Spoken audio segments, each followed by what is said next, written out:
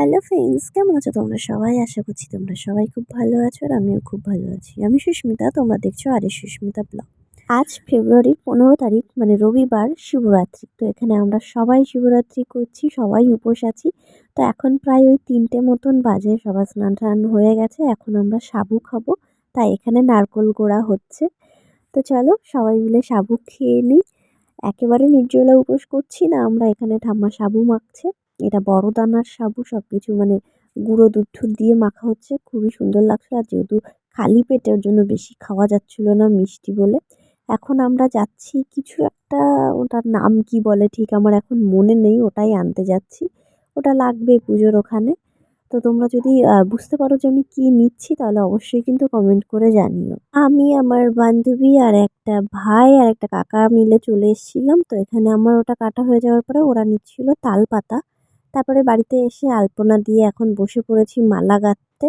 তো দেখতেই পাচ্ছ পুরো সন্ধ্যা হয়ে গেছে।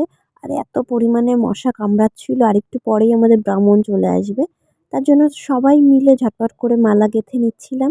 আমি গাঁথছিলাম হচ্ছে আকন্দর মালা, সাথে নীলকণ্ঠ ফুলও ছিল। আর ওরা সবাই গাঁথছিল গাঁদা ফুলের মালা। আর সবাই মালা গাঁথতে গাঁথতে প্ল্যান হলো যে মাথায় এই গাঁদা ফুলের মালা দেবে তার জন্য।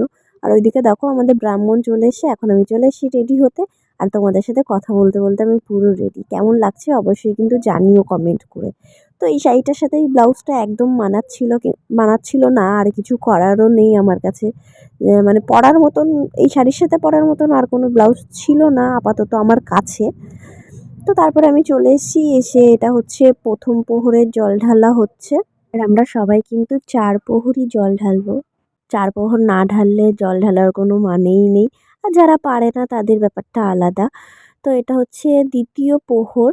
দ্বিতীয় প্রহরে আমরা সবাই আবার জল ঢেলে নিচ্ছি। আর আমি কিন্তু প্রত্যেক বছরই করার চেষ্টা করি, যদি কোনো বাধা বিপত্তি না আসে।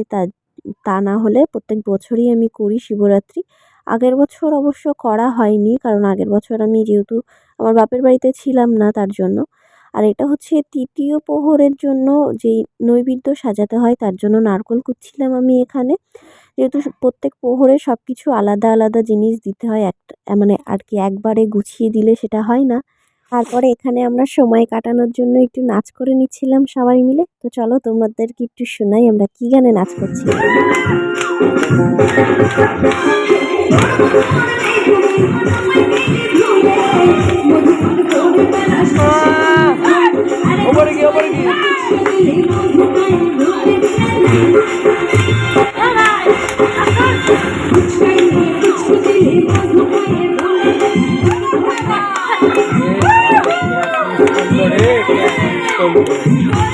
আমরা কিন্তু প্রায় 12-13 জন পুজো করছিলাম, মানে আর কি 12-13 জন উপোস ছিলাম।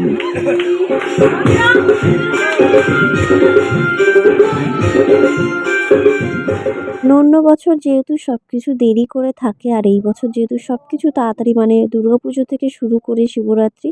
তো আজকে এত পরিমাণে ঠান্ডা পড়েছিল কি বলবো তোমাদেরকে, মানে আমরা জাস্ট ওখানে বাইরে বসে থাকতে পারছিলাম না। তো এটা হচ্ছে তৃতীয় প্রহরের জল ঢালা হচ্ছে। তো এখন সবাই জল ঠল ঢেলে, এই সময়টা আর কাটছিলই না।